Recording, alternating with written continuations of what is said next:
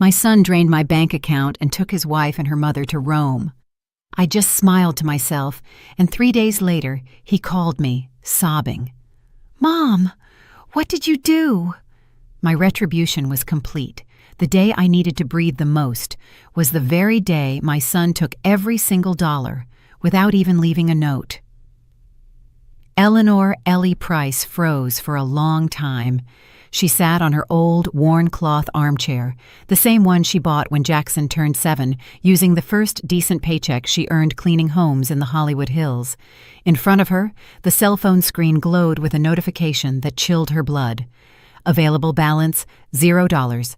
She read it again, and a fourth time. Her hands trembled not from old age, though she was 68 years strong, but from something deeper, a sickening knot that forms when the soul understands, but the heart refuses to accept. She called the bank. A robot answered. Then a human representative tried to ask questions. They told her the movements had been made online, wire transfers for large amounts, totaling over $80,000. It was her entire life's work, her savings, her security, her only safety net. "And where did the money go?" she asked, her voice broken, as if she knew the answer but needed to hear it from someone else. "It was all transferred to an account in the name of Jackson Arthur Price, ma'am," the executive replied indifferently. "Do you want to file a fraud report?" Ellie didn't respond. She hung up without saying a word.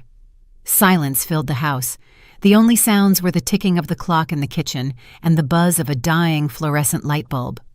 Outside, the ice cream truck played its familiar tune, oblivious to the abyss that had just opened inside her. Then the landline rang, the old phone she kept out of habit. "Hello," she said, her voice flat. Ellie, honey, did you see your Jackson's Instagram?" It was the excited voice of Doris, her longtime neighbor. "He's in Rome, child, eating fancy food with his wife and mother-in-law. Lord, what a life they live! They look like movie stars." Ellie swallowed hard. Her soul seemed to leave her body for an instant. She walked slowly to her room, opened the drawer where she kept her old smartphone, and searched for her son's profile. She wasn't big on social media, but she followed him from a distance like someone peering through a window at a life that no longer belonged to them. There he was, Jackson, her only son, the boy she brought into the world with pain and raised alone since his father left her for another woman. The same son she gave everything to, even the family land her parents left her, so he could go to college. He was smiling, a glass in hand, dressed in a crisp white shirt, embracing Tanya, his wife, and Rhonda, the mother-in-law who always looked down her nose at Ellie. The photo caption read, "Rome, my new beginning. I deserve this." And in the comments, Tanya had written, "Good things come to those who wait. Thanks for everything, Mama-in-law," with a money emoji. Ellie didn't cry. She didn't scream or break anything. She just stood there, holding the phone like a burning brick. Then, without anyone to notice, she smiled. But it was a different kind of smile, as if she finally understood something she had avoided seeing for years. Far away, under a cloudy sky, and among the cobblestone streets of Rome, Jackson raised his glass without guilt. "See?" Tanya said, sipping expensive wine. "It was a good idea to take the money. She's going to die soon anyway. Better we use it before it goes to medical bills." Rhonda, her mother, let out a harsh laugh. "Clueless old lady. She doesn't even know what a plane is. She was never going to do anything useful with that cash." Jackson didn't say anything. He looked at the Colosseum with shining eyes, but something was churning inside him. But he kept quiet, just as he had learned to do since he was a boy and was hungry, and his mother would tell him, "Hold on, baby. We'll have it tomorrow." The walls of Ellie's house seemed older that night. Everything was in its place, but nothing felt the same. On the shelf were photos of Jackson, small, in preschool, in his first middle school uniform, the day he received his college diploma. Everything she had done, she did for him. At 18, she sold her engagement ring to pay for his high school. At 23, she gave him the family land her daddy left her. At 30, she helped with the wedding expenses, even though Tanya never cared for her. Ellie cooked for him, washed his clothes, and cleaned up after him, and he only drifted further away. "Mom, you don't understand this world," he'd say dismissively. "Things aren't done like they used to be. Tanya and I have big plans, and son, I'm part of those plans. You'll always be in my heart, Mama, but you can't be tied to me for life." A week before discovering the betrayal, Ellie had tried to visit Jackson at his apartment in Studio City. She brought a tray of her famous fried chicken and collard greens that she made herself. She rang the bell. No one opened the door. She waited under the sun, sitting on a bench for 2 hours until the doorman approached her. "Are you looking for Mr. Jackson Price?" "Yes, I'm his mother." "Ah, well, I was instructed not to let you in if you come unannounced." Ellie swallowed. "And why is that?" "I couldn't tell you, ma'am, but that's what they told me." She walked back home. She didn't take the metro bus. She wanted the air to hit her face, even if it was hot and dirty. She thought of every meal she denied herself, every dawn she worked overtime, every penny she saved for her son. That same night, Doris came to visit. She brought pecan pie and coffee. "You've always been strong, Ellie. Don't let this break your heart. Jackson is young. Maybe he'll come to his senses." Ellie sighed, her gaze distant. "Do you think children ever regret it, Doris?" "Yes, of course they do. When their mother isn't around, they realize everything." "Well, I hope it's not too late when he realizes." "And what are you going to do?" Ellie looked up. In her eyes was something different, something that hadn't been there before. "I'm going to smile, just like they taught me." Doris frowned. "Smile? What do you mean?" "I've cried enough, Doris. Now I'm going to smile in silence because I have nothing left to lose." And when a woman has nothing left to lose, she becomes dangerous. Meanwhile, night was falling in Rome. Jackson was stepping out of the shower when he heard Tanya's voice on the balcony speaking on the phone. "Yes, we did it. The old lady never even knew. The money's here. Tomorrow we open the account in Spain and we get rid of Jackson. Yes, of course, he thinks we're in this together. Such a fool." Jackson stopped. He didn't move. He felt the water freeze on his skin. He didn't say anything. He went back to the room as if he hadn't heard a thing. He lay down next to Tanya, who pretended to be asleep. He closed his eyes, but something had changed, and he didn't know yet that the worst was coming. Back in South Central Los Angeles, Ellie was preparing a cup of chamomile tea. The night was thick. The streetlights flickered. Outside, dogs fought over a trash bag.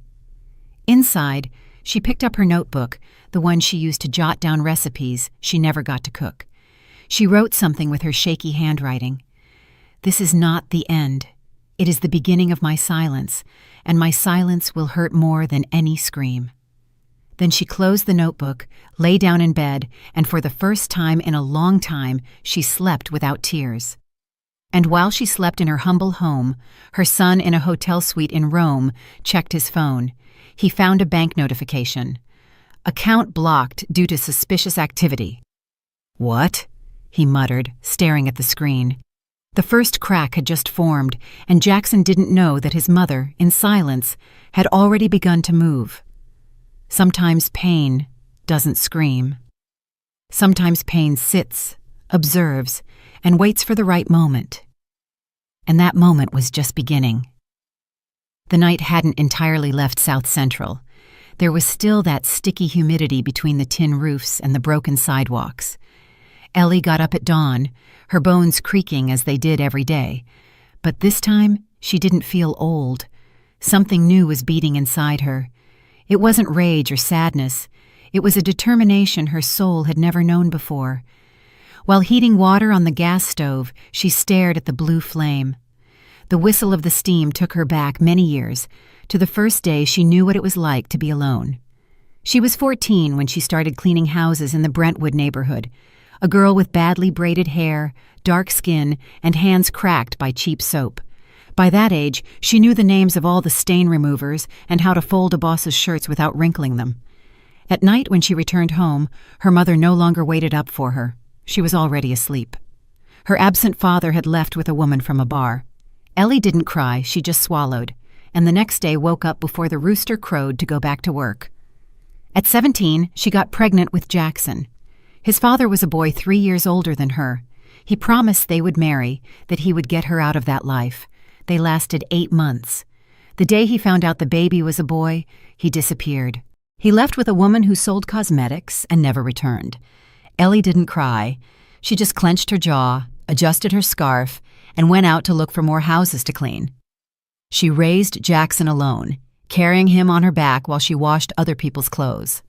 When he started walking, she taught him to play with detergent caps as if they were toy cars. They had no toys, but they had stories. No refrigerator, but they had hot soup. No television, but they had songs she sang to him until he fell asleep. He was her whole world. When Jackson turned 6, one of Ellie's clients offered to pay for his elementary school tuition at a private school if she agreed to work full-time and live in. Ellie didn't think twice. She left her house, lived on the patron's rooftop apartment, and every weekend she crossed the city to see her son. She never arrived empty-handed, sometimes a new notebook, sometimes just a snack, but always with a heart ready to listen to whatever Jackson wanted to tell her. Years passed, and Jackson grew up. Ellie struggled to learn how to write her signature, her hand trembling, just so she could enroll him as the responsible party on school papers. She learned to read doctor's prescriptions and then bank statements. She couldn't write well, but she understood enough not to let herself be pushed around, or so she thought. At 16, Jackson told her, "Mom, when I make it big, the first thing I'll do is buy you a house where the cold doesn't seep through the walls." And she replied without hesitation, "Don't buy me anything, son. Just don't forget me." Then came college. Ellie sold the only land her father left her, a patch of earth in rural Georgia where she had always dreamed of building a small cabin. She sold it for less than it was worth because Jackson needed to pay the enrollment fee, and as always, she didn't hesitate. "My son is going to be an accountant," she proudly told her neighbors. "He's going to get out of this life." And he did get out, but not as she imagined. It was in his 3rd semester that he met Tanya, a girl with straight hair, long nails, and a magazine smile. From the first time Ellie saw her, she felt a pang in her stomach, not from jealousy or envy, but because this woman had the look of someone who only knew how to take, never to give. Tanya came from a family that pretended to have more than they did. Her mother, Rhonda, wore knockoff designer clothes and spoke as if she had studied in Europe. The first time they visited Ellie's house, they discreetly twisted their mouths. "What a lovely color the walls are! Very rustic," Rhonda said with a sarcastic tone. Tanya, seeing the kitchen, made a comment in a low voice that Ellie would never forget. "I don't know how Jackson grew up here. This looks like a shelter, not a home." Ellie smiled as always, but something broke inside her. Years passed, and Tanya gained ground. First, she asked that Ellie not visit so often, then that she not voice opinions on their decisions, then that she not attend certain family events because she didn't fit in. Jackson, confused and lovesick, slowly distanced himself. One night, already living with Tanya, Jackson visited his mother. It was the last time he did so without warning. She prepared him pot roast and gravy, his favorite meal. "Mom, Tanya says you're too involved in our lives, that you don't let us grow as a couple." "I just want you to be happy, son," Ellie said, watching her food grow cold. "I don't need you to take care of me anymore," he replied, as if that hurt her. "I'm a man now. And men forget who made them men." Ellie didn't cry. She just got up, cleared the table, and told him to take the rest of the roast with him. The following months were a parade of subtle dismissals. Tanya began managing Jackson's finances, convinced him to change bank accounts, and asked him not to tell his mother everything. According to her, Ellie was a limited woman who wouldn't understand modern life. Jackson, wrapped up in a mixture of ambition and emotional manipulation, agreed. Ellie began to notice things: a bank receipt that didn't match, a statement that never arrived, a life insurance policy she didn't remember authorizing. That's when she decided to talk to Walter. Walter was her first love, a childhood neighbor who had been a lawyer for decades and now lived alone in an apartment full of old papers and memories. She sought him out without telling him much.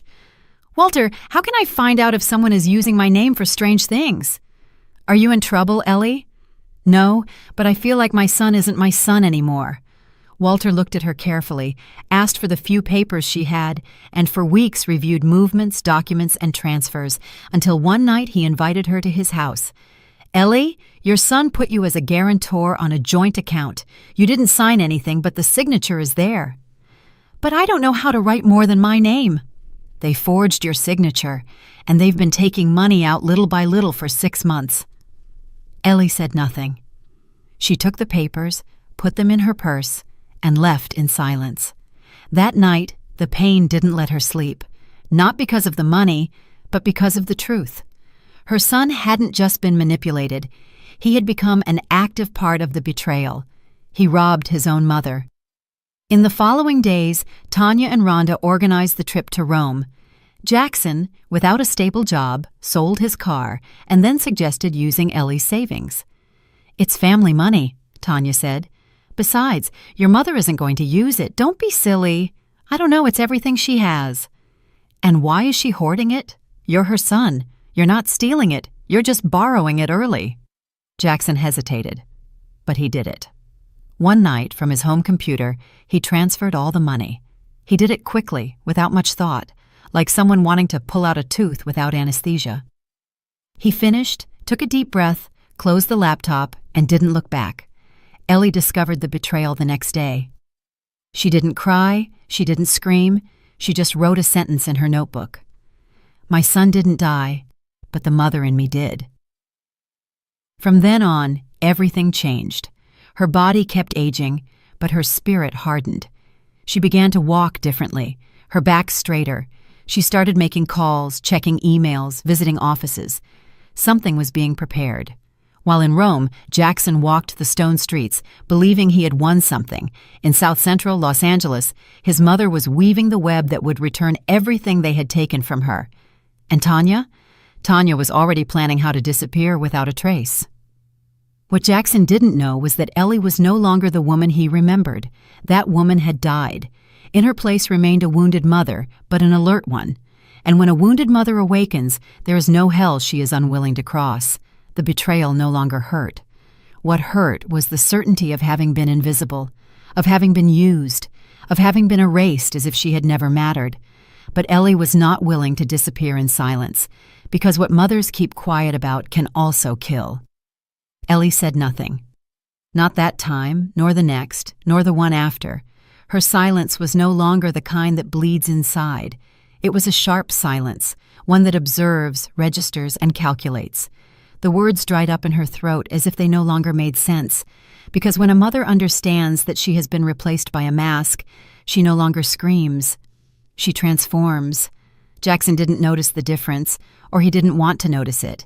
He was too busy living the life he had dreamed of, a life that didn't smell like fresh laundry or coffee, a life where the voice that woke him up didn't say, "My baby boy," but, "Sir," a clean, elegant, and empty life.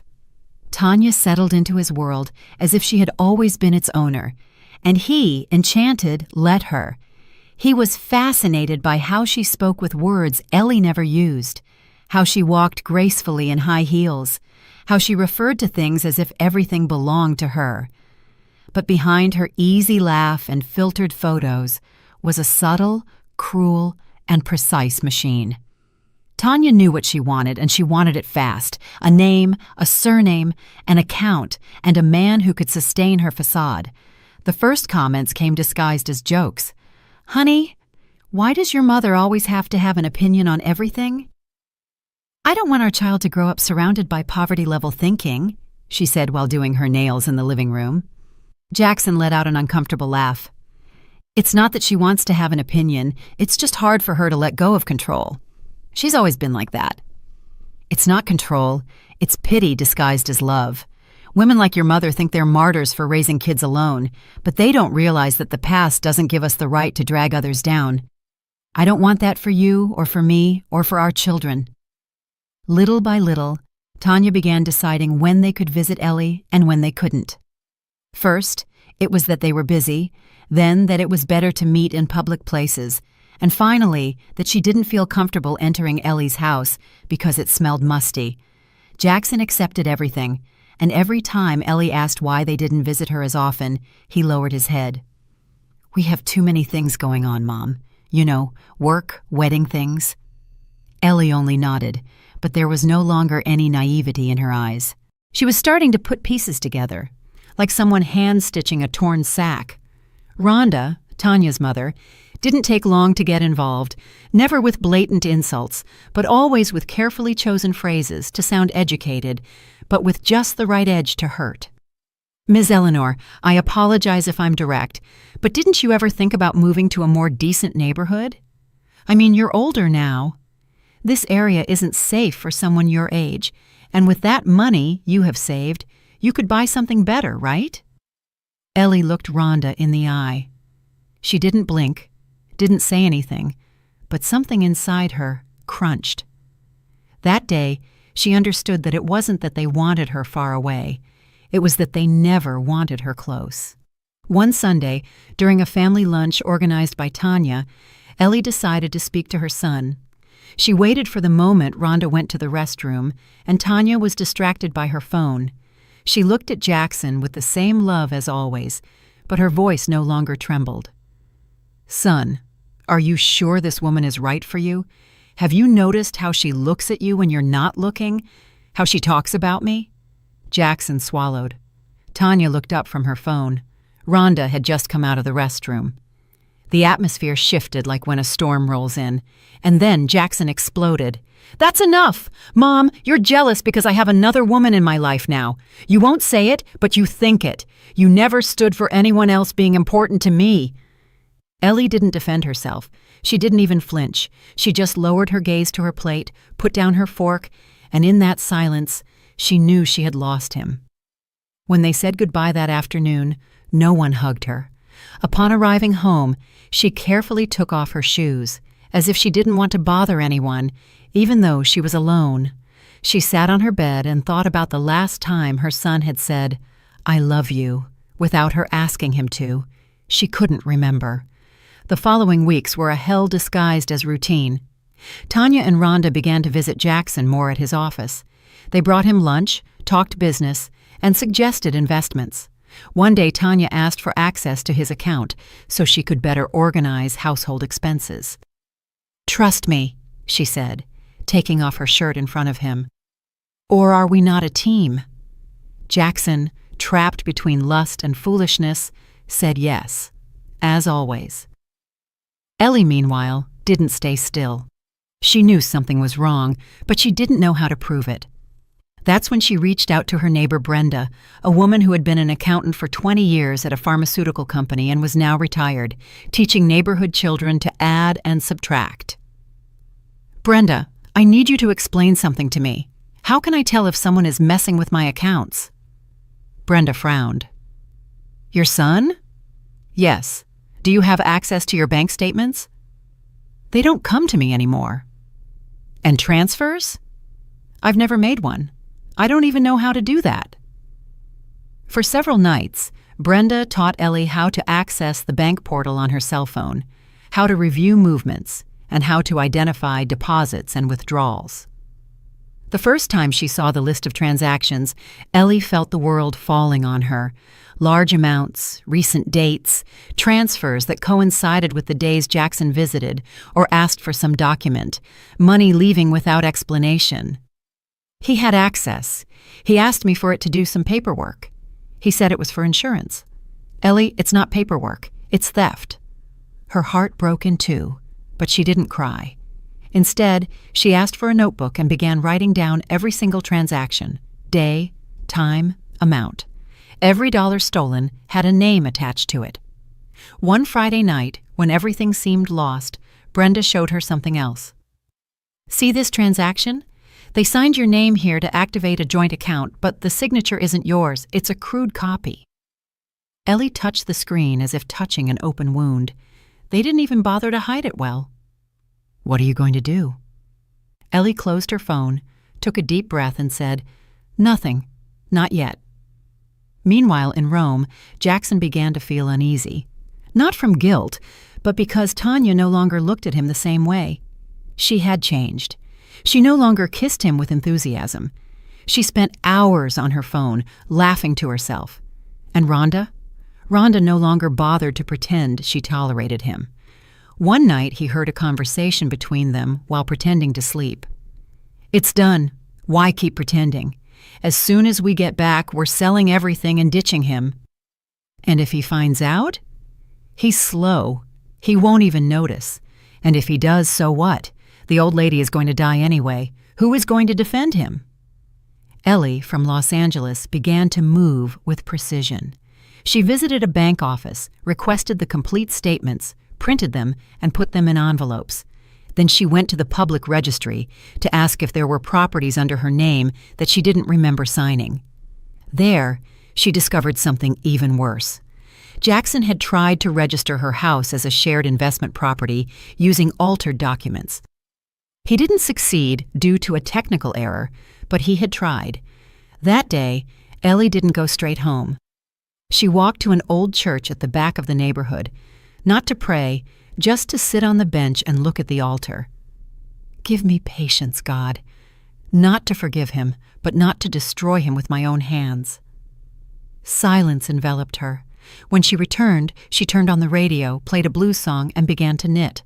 But what she was knitting wasn't clothing, it was revenge. The seeds of ingratitude were already sown, and they were germinating. The harvest was near. Ellie knew it. She felt it in her bones, in the way the wind blew through the cracks in the door, as if coming to warn her that everything that had been buried in silence would soon sprout. The pre-dawn hours weighed less on her. The cold no longer bothered her. She just counted the days, not with anxiety, but with strategy, with calmness, like someone sharpening a knife slowly, knowing they will use it at the exact moment. One morning, while sweeping the living room with the old straw broom that had lasted so long, she decided to move the armchair to clean underneath.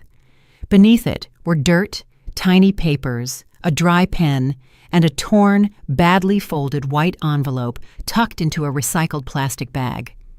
She was going to throw it all away without looking, but something inside her screamed at her to check. First, she opened the bag. Inside was a document. She read it twice, without fully understanding what it said. It listed her full name, her address, and a signature similar to hers. Then she read the header, "Last Will and Testament." She felt something squeeze her chest. She sat on the floor with the document spread out on her legs and read it again. It was a will where she supposedly ceded her house and savings to Jackson in case of her death. And at the bottom, a signature, her signature, forged. She felt the silence of the house weigh more than ever. Only the clocks ticking and the distant barking of a dog broke the quiet. She didn't cry, she wasn't surprised, but this time something did break inside her. It wasn't the betrayal, it was the confirmation. She called Walter. "Come over. What happened?" "I found what you needed to see." 2 hours later, Walter was sitting in her kitchen with the document in hand. He read it carefully, shaking his head in negation. "This is not only illegal, it's dangerous. If he had filed it, you could have lost the house without ever knowing. Do you think it was him?" Walter stayed silent. He placed the paper on the table.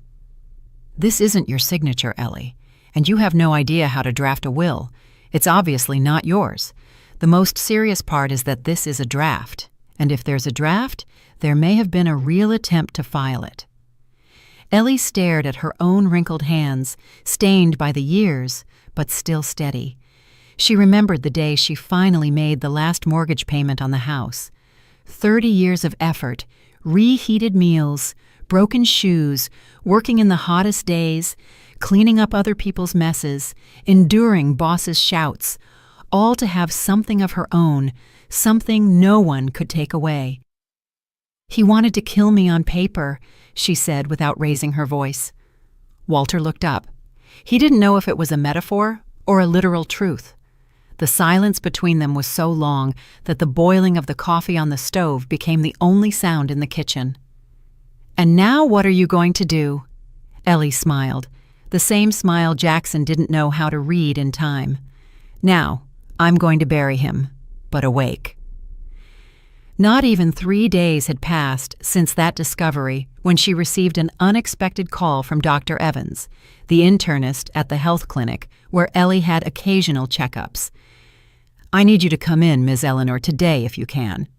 She felt her legs tremble. She walked to the medical center with the same dignity with which she had faced everything in her life. She entered the office in her usual clothing, her scarf tied tight, and the notebook where she wrote down every pill.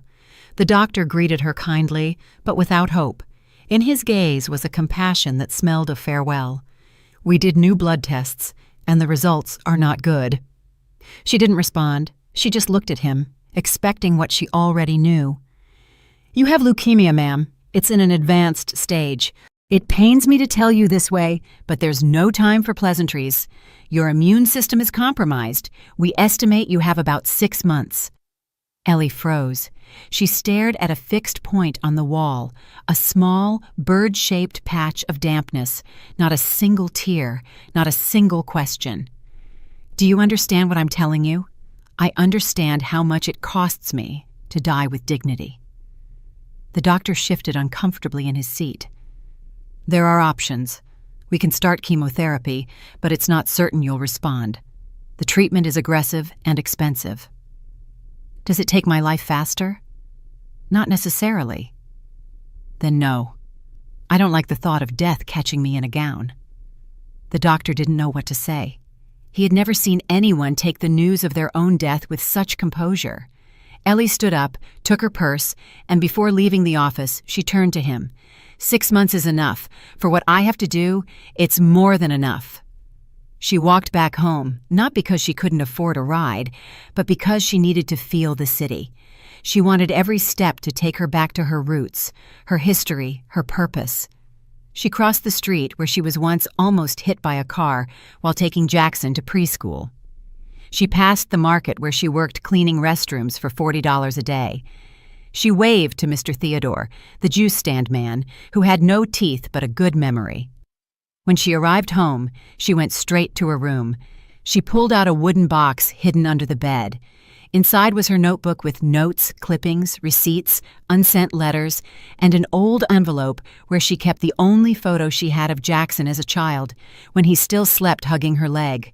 She looked at it for a long time, then turned on the stove, put water to boil, and as the steam rose, she murmured to herself, "No more praying now. The work begins." The first thing she did was go with Walter to file a preemptive complaint, not as a mother, but as a citizen. They reported the forgery of her signature, the attempt to appropriate property and attach the evidence. Then they requested the temporary freezing of the bank account from which Jackson had withdrawn the money.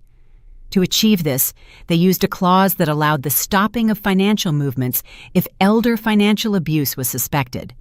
It wasn't easy, but Walter knew the loopholes. He had lost faith in the law years ago, but for Ellie, he was willing to dust off his profession. "Are you ready for what's coming?" he asked as they signed the papers. "I was born ready. I just didn't know it." After that, Ellie went to the store, bought a new notebook bound in red, and started writing what would be her final log. Not one for weeping, but one for documentation. On the first page, she wrote, "To my son, Jackson, I delivered you from my womb with pain. I gave you my life with love, and you ripped away my dignity without blinking. This is not revenge, it is justice, and justice is all I have left to die in peace." Meanwhile, in Rome, Jackson and Tanya continued to pretend to be happy. They uploaded daily photos, made videos with filters, and showed off plates of food they couldn't even pronounce. But the tension was growing more evident. Tanya no longer shared the bed. Rhonda spent all her time on her phone. And Jackson felt something slipping away, like an internal alarm that wouldn't stop ringing. One night, while searching his email for a flight confirmation, he found a hidden folder. It was an automatic backup of Tanya's messages with another person. At first, he thought it was spam, but when he opened it, he read what he shouldn't have. Tanya: "We almost have everything. The idiot doesn't suspect a thing." Contact: "And the account?" Tanya: "Done. As soon as we get back, we're leaving him." Contact: "What if he finds out?" Tanya: "I don't care. Let him rot. I'm not staying with someone who smells like a traumatized single mom." Jackson felt his stomach drop. He closed the computer, said nothing, and pretended to sleep. But he couldn't close his eyes that night. And for the first time in a long time, he thought of his mother, of her voice, of the way she called him "my little boy," even when he was taller than her, of her rice pudding, of how she laughed at old black and white sitcoms, of how she touched his forehead when he was sick, and of how she used to tell him, "Nobody will ever care for you like I do." He wanted to call her, but he didn't. Ellie, for her part, expected nothing. There was no longer any tenderness in her waiting, only planning. She visited offices, made calls, and activated the immigration clause. She declared Jackson's transactions as suspicious. The system was slow, but it activated. An international alert was issued for his return to the United States. They wouldn't put him in jail, but they would make him accountable. In the red notebook, Ellie wrote, "There is no justice more complete than that which is delivered without screaming. I will watch him lose everything without lifting a finger. Karma is not paid with violence. It is served with patience." And so, the second betrayal didn't break her. It converted her into something stronger, colder, freer. The mother died in her, but the woman awoke. It was only a matter of days until Jackson returned to the U.S., and he had no idea of the earthquake that was waiting for him. Jackson believed that hell was a place with fire, punishment, and screams. He didn't imagine it could be as cold as the cobblestone streets of Rome, or as humiliating as a card being declined in a restaurant full of tourists. It all started with a denial at the payment terminal. Then another, and another. In less than 48 hours, he found himself empty-handed. No cash, no active accounts, and with two women looking at him as if he were a beggar they had just picked up off the street. Tanya yelled at him in the middle of the street, in front of dozens of people who stopped to stare. "You shameless idiot! What did you do with the money? I told you not to trust your poverty-stricken mommy. Now you've screwed us all." Jackson tried to speak, but there weren't enough words to explain what he didn't even understand. He only knew something was wrong, that the accounts were frozen, that his name had been linked to an international financial fraud investigation, and that he had to report to the American embassy the next day. That night, Rhonda looked at him with a mixture of contempt and annoyance.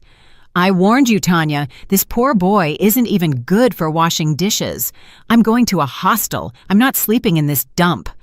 Tanya followed her. Not a word, not a goodbye. Jackson stayed in the hotel room, alone with a half-empty suitcase and the buzz of betrayal echoing in his ears. Meanwhile, in Los Angeles, Ellie was weaving the last threads of her plan like a winter blanket. Everything fit. Every movement made sense. Walter helped her gather the necessary documents to activate the International Capital Block, relying on the complaint of fraudulent use of an elderly person's accounts. He contacted an old acquaintance of Walter's, Mr. Ernest, a federal agent in the IRS Criminal Investigation Division, and managed to activate an alert for illicit fund withdrawal, which implied a mandatory review upon Jackson's entry into U.S. territory. It wasn't revenge. There was no hate. There was justice. In her red notebook, she wrote, "Sometimes a mother's love also has to hurt, not out of hate, but for a lesson. Because what is allowed is repeated, and what is repeated rots. I didn't give birth to a thief, but the world turned him into one. And if I have to be the one to put the brakes on him, so be it." Brenda accompanied her in silence through many of those procedures. She was no longer just her neighbor. She had become her accomplice. "Doesn't it hurt, Ellie?" "Of course it hurts. It hurts like tearing off my own skin. But there are pains that heal." The meeting at the embassy was a spectacle of shame for Jackson. They made him go into a cold, windowless room with a young lawyer and a translator who spoke in a mechanical tone. They explained that there was an active complaint in the U.S., that the funds had been frozen by a preemptive order, and that he had to account for them upon his return. Jackson left with a defeated face. He felt everything crumbling. He thought of his mother. For the first time in a long time, he thought of her voice, her look, and he knew that she knew, that all of this came from her. And then, like a lost child, he dialed her number. "Mom," he said as soon as she answered. On the other end of the phone, Ellie was in her kitchen cleaning black-eyed peas with the old strainer, as if nothing unusual were happening. She recognized the voice immediately. Her hand trembled, but not enough to drop the phone. "Mom, what did you do? They took everything from me. I'm alone. Tanya left, Rhonda too. They say you did this." Ellie stayed silent, took a deep breath, and then replied with a serene, firm voice, as if speaking from a place Jackson could no longer access. "I didn't take anything from you, son. I just stopped what you were taking from me. Mom, they want to arrest me. You said you would always be there for me." "I was, until you stopped being there for yourself. Please help me. I don't know what to do." "Learn." She hung up. She gave him nothing more. No tears, no apologies, no explanations. It was the first time she allowed herself to think that her son needed to suffer to understand, because sometimes pain teaches more than love. That night, Ellie didn't sleep, not out of anguish, but because she sat down to write him a letter. It wasn't a farewell. It was an emotional testament, a letter she would leave in the red notebook on the last page. It was for him, for when he returned. "My dearest Jackson, you were my reason for getting up every morning. You were my fight, my strength, my pride.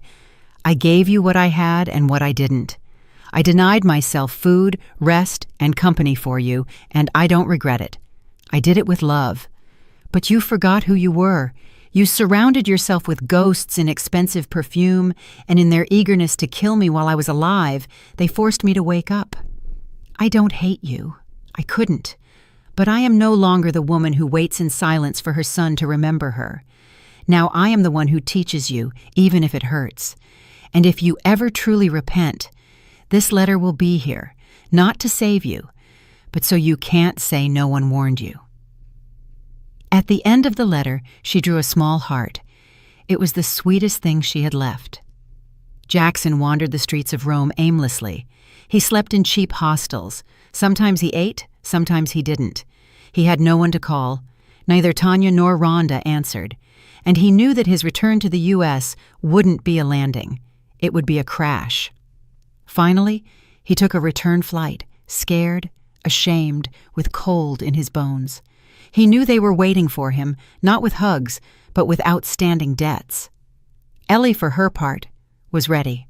Her health was deteriorating, but her soul was clearer than ever. She had shaved her head before the chemo could take her hair. She did it in her bathroom with sewing scissors. She looked in the mirror and said, "Now I look like who I am." Walter accompanied her to her last doctor's appointment. The doctor confirmed that the cancer was advancing rapidly. She nodded. "You know," she said, "I was never afraid to die. What hurt me was not being able to leave in peace. But now I know I will leave with everything settled."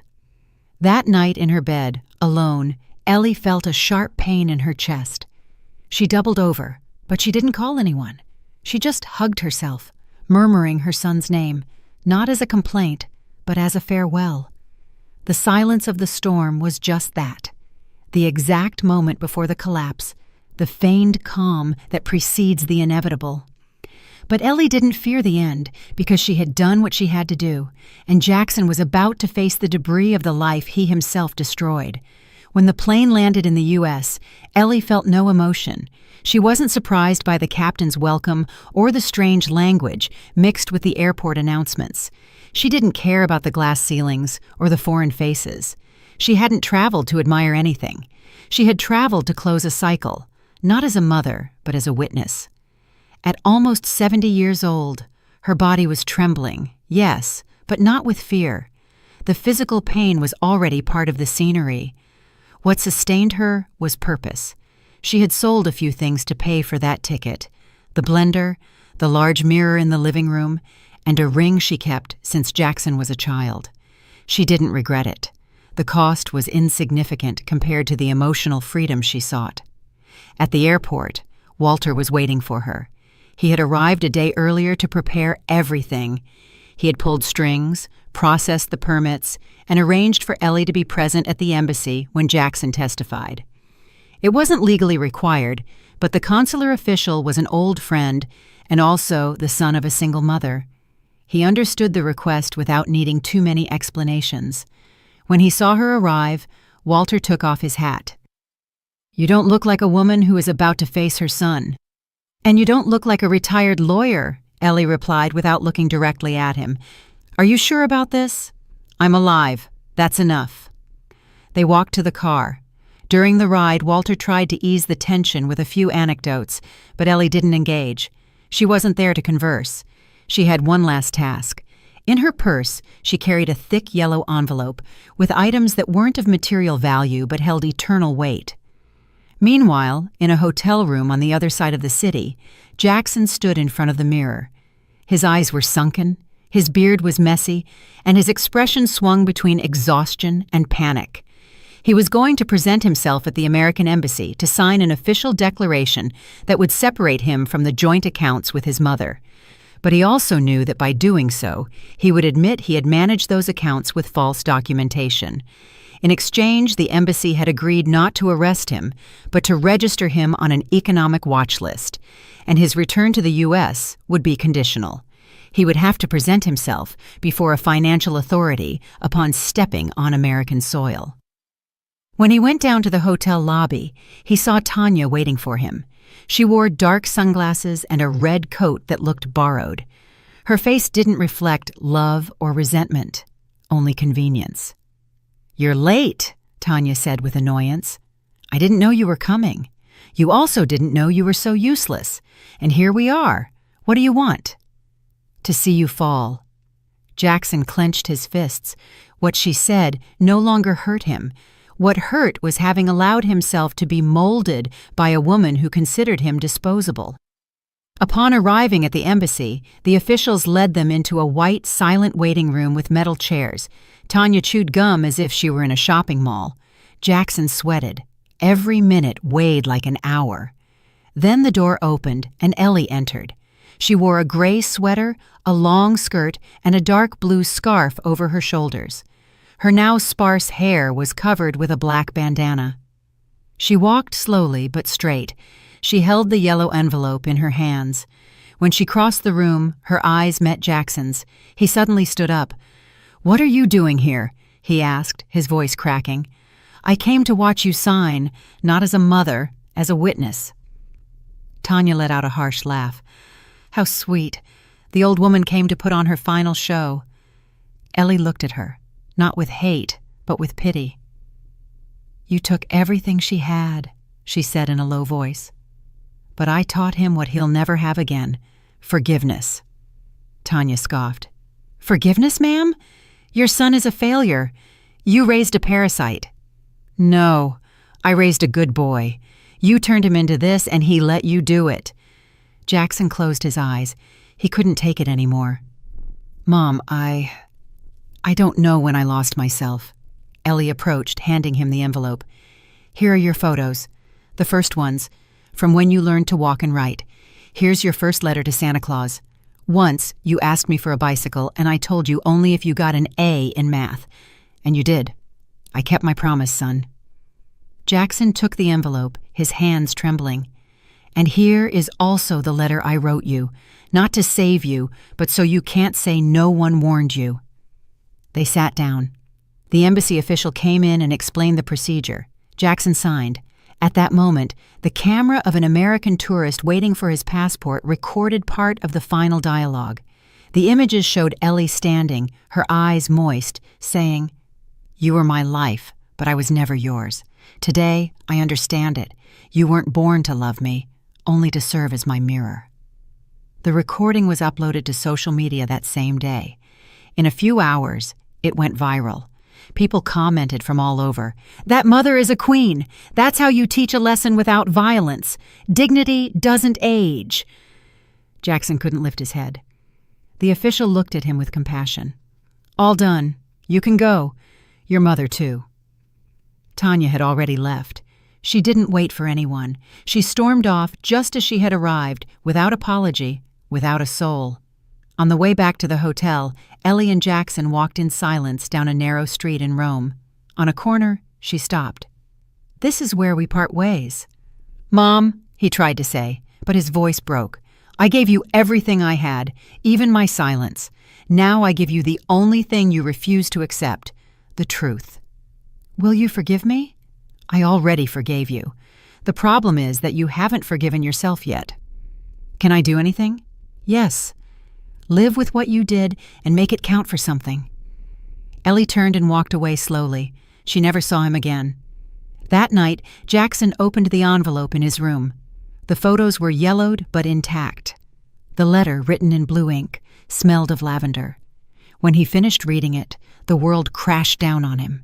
He knelt on the floor and cried as he hadn't cried since he was a child, not from punishment, but from shame. And he knew he had lost something he couldn't recover, the dignity of a mother. And that justice, when it comes from the one who loved you most, is the hardest of all. Jackson returned to the U.S. in silence, without suitcases, without promises, without glory. He passed through customs like a ghost, no cameras, no family waiting for him, no one asking about him. The only things he brought with him were the yellow envelope with his childhood photos and the letter his mother had left him. The rest, he had lost everything. The Los Angeles airport felt grayer than ever. The air was heavy, dense, as if his guilt floated in the atmosphere. He had nowhere to go. Tanya wasn't answering calls. His mother-in-law had blocked all his contacts, and his former office colleagues pretended not to recognize him. He had been exposed on social media, mocked by thousands, branded as the ungrateful son who stole from his mother to take his wife and mother-in-law to Europe. He walked the streets of the neighborhood where he grew up. South Central was the same potholes, the same graffiti on the walls, the same street vendors selling goods at dusk. But something inside him was no longer the same.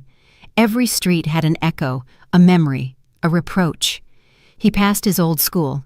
He remembered when his mother walked him hand in hand, her apron smelling of bleach and her shoes worn down.